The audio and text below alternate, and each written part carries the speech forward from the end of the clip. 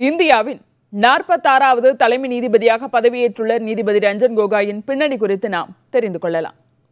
அசாம் மாநிலம் திப்ருகரில் 1954ஆம் ஆண்டு பிறந்தவர் ரஞ்சன் கோகாய்.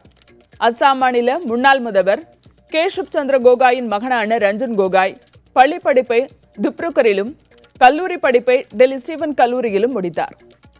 1978ஆம் ஆண்டு வழக்கறிஞராக நீதித்துறையில் கால் பதித்த இவர் படிப்படியாக முன்னேறி 2001ஆம் ஆண்டு குவஹாத்தி உயர்நீதிமன்ற நீதிபதியானார். பிறகு பஞ்சாப் ஹரியானா உயர்நீதிமன்ற தலைமை நீதிபதியான ரஞ்சன் கோகாய் 2012இல் நீதிபதியாக உச்சநீதிமன்றத்தில் கால் பதித்தார்.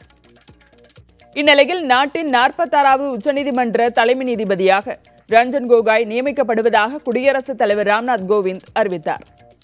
வடகிழக்கு மாநிலம் ஒன்றிலிருந்து உச்சநீதிமன்ற தலைமை நீதிபதியாக முதல் நபர் என்ற பெருமையை கோகாய் பெறுகிறார். லோக்பால், ராஜீவ் கொலை வழக்கு, அஸ்ஸாம் தேசிய குடிமக்கள் பதிவேடு உள்ளிட்ட பல்வேறு முக்கிய வழக்குகளில் தீர்ப்பு வழங்கியிருக்கிறார்.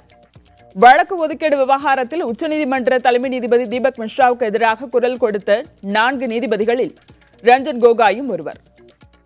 அடுத்த ஆண்டு நவம்பர் 17ஆம் தேதி வரை உச்சநீதிமன்ற தலைமை நீதிபதி பதவியில் இருக்கப் போகும் ரஞ்சன் கோகாய் அயோத்தி வழக்கு உள்ளிட்ட பல்வேறு முக்கிய வழக்குகளில் தீர்ப்பளிக்க இருக்கிறார்.